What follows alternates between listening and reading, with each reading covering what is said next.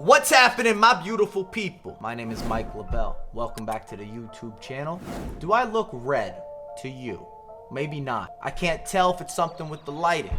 If you're new around these parts, it's free to subscribe. That's right, I said free. Costs nothing, supports the channel. The same with liking a video, dropping a comment. Today we're bringing the Flashback players. In fact, I might even give away a copy of FIFA 22 in the comment section. Just be subbed, drop a comment. We kind of got to blow it up though. I need to see like 500 plus comments. And if you could suggest in those comments videos you want to see for the next month and a half as we work towards FIFA 22, highly appreciated, because I still feel there's content to be made and I want to create that for you on our pathway into next year's drop or the new iteration.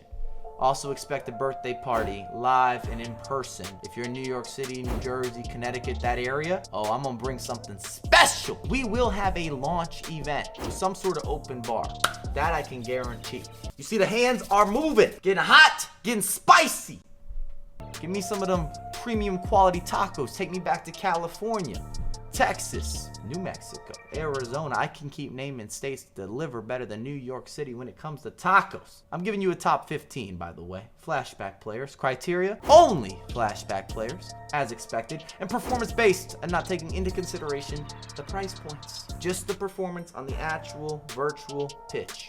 Cristiano Ronaldo, just slid in, ever so slight. Number 15, true B tech or C tech for Cristiano. I'm not gonna sit here and go heavy on the upsell. There's no reason to. He's got the body type of Ronaldo, and when he was introduced, I was happy. But that's where the comparison ends. The finishing, underwhelming, lack of strength, 3-star weak foot, passing, not consistent, not nearly as reliable. You're not gonna have that shimmy shake. Oomph. Don't make me start with the sound effects. Gareth Bale, tweener. Positionally, that means an in-betweener. Where is the best place to play him?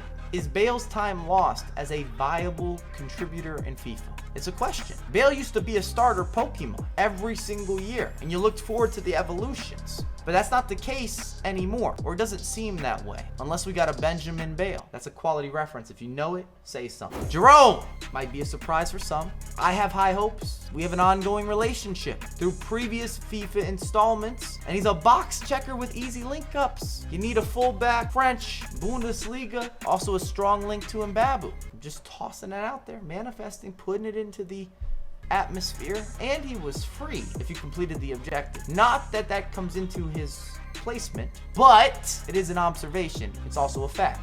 Rakitic, upgraded skill move packages, more dynamic, more creative, better balanced. I don't know if I'd go as far as saying he's part of the Hullet crew. On paper, perhaps, but the competition is stiff for this position. That's kind of what leaves him just outside of the top 10, even looking at flashbacks. Is he really better, or does he feel more explosive, more game-changing than some of the other counterparts that are going to play as a holding mid or a center mid? We got to prioritize something, but this is the best Rakitic we've seen.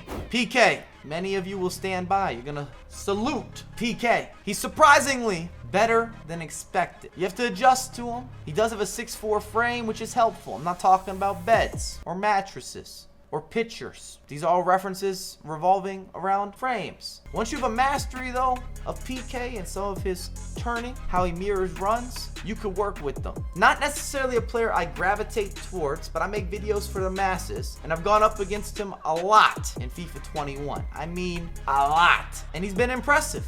It is what it is. Costa, 3 reasons he never fit into my first team selection. That is a weak foot scenario. I've never been the biggest fan, but I still see him in lineups or coming off the bench every single week in league, which is a major credit to his improvement, finishing, his explosiveness. He is lightning quick. We call him the Brazilian Panda. Not sure why we call him the Brazilian Panda, because they're not that fast. But there must be something that's connecting up top that is making me bring this together. By the way, what do you think of the hat?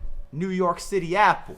You see where we're going. Franck, ribery. Looking forward to the icon, or maybe even the hero introduction or reintroduction into FIFA into the future. How do you feel about those foot heroes? It's already been announced for FIFA 22. I suppose it does depend when they are introduced. I've been seeing December, which then brings the question or the argument, are they actually going to be prevalent or relevant at that point in time. Back to ribery. 5 plus 5 equals coveted. You can do a math equation. Supreme attacker and has that maestro functionality. Nainggolan, box-to-box soldier, will deliver cigarettes by request. Brute force. We're talking Warcraft. Absolute bricklayer at its finest. No mistakes. The gym goes to nainggolan, not the other way around. Intimidating is an understatement. Rough around the edges in the best way. No manners. Robin. Wow. Maybe the first game breaker, game changer, players from the moon in FIFA 21. On paper, the stats look good. And when he dropped, we had the Batman and Robin references, the jokes, the wordplay. But it's never been about Batman since. This is the spin-off tale of Robin and how he's unhappy being a backup or even a team player. Just brilliant. Somehow, and it might be due to the traits or the characteristics, this foot item has been able to battle or counteract the 2-star weak foot, which is a major issue. Surely he speaks 6 to 7 languages. We're just projecting again. Though I will say, any of my friends or acquaintances that I know from Netherlands always speak at least 3 or 4. Marcelo.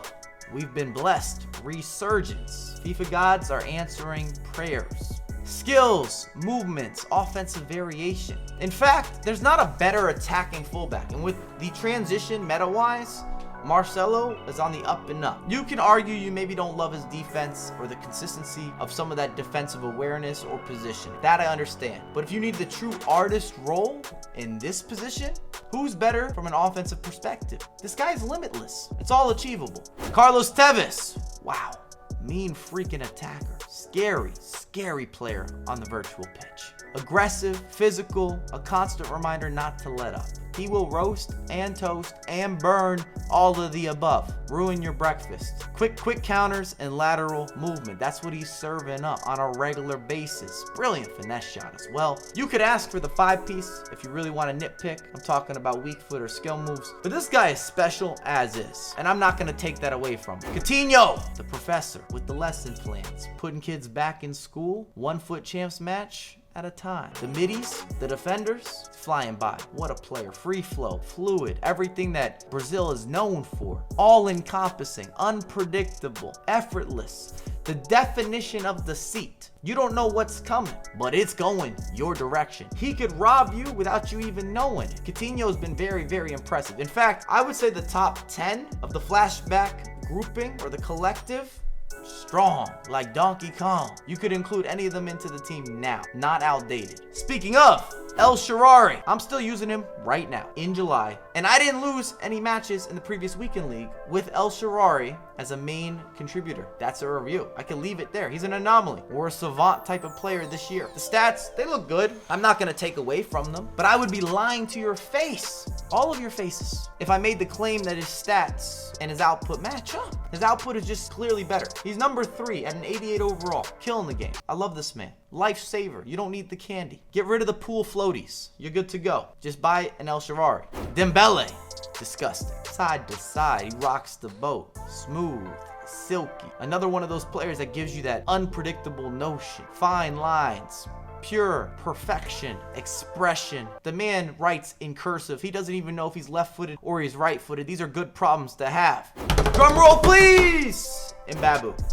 I went back and forth. I deliberated, I debated, could Dembele, could shaarawy potentially pass up Mbabu? And the answer is no. Mbabu is broken, simply put. He is the best fullback in many regards. He's the best center back in many regards. You just don't beat him. He always recovers. I felt if I had to pick one that was just going to control and change everything that's happening, at least virtually, Mbabu has to be that guy. This is his year. He's unbelievable. The amount of struggle I have to try to penetrate or to 1v1 or to 50-50. I just pass it around in Mbabu at this point. He has the rude Hullet effect of the past, where instead of taking him on in the midfield, taking him on as a defender, you do your best to avoid at all costs because you just don't win those matchups at high percentages. And I'm a logical guy. I like to have practical application. Thanks again for watching. If you want a FIFA 22 giveaway, comment down below. Make sure to like the video. I appreciate all of you. Let me know, what videos do you want to see over the next 6 to 8 weeks as we're prepping for the final stage of FIFA 22, and I have a lot more content coming out ASAP.